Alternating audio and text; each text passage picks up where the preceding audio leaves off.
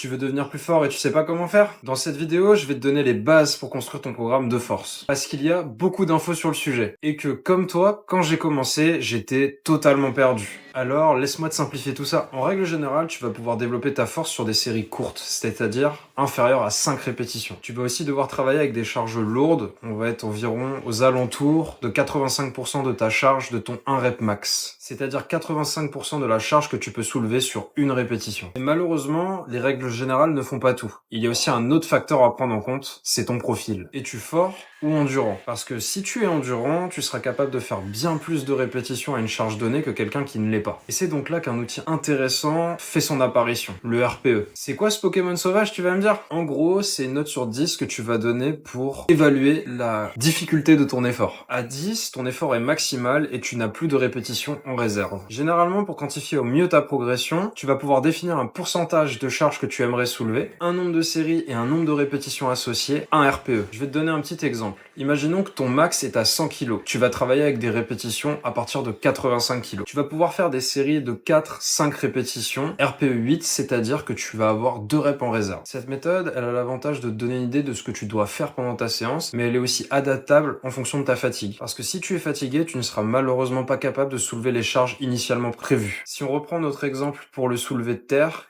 que tu te sens incapable de soulever 85 kg aujourd'hui au bon RPE, bah tu vas pouvoir baisser la charge, jusqu'à arriver à ce fameux RPE 8 et 2 répétitions en réserve. Tu veux plus de conseils pour devenir plus fort? Abonne-toi!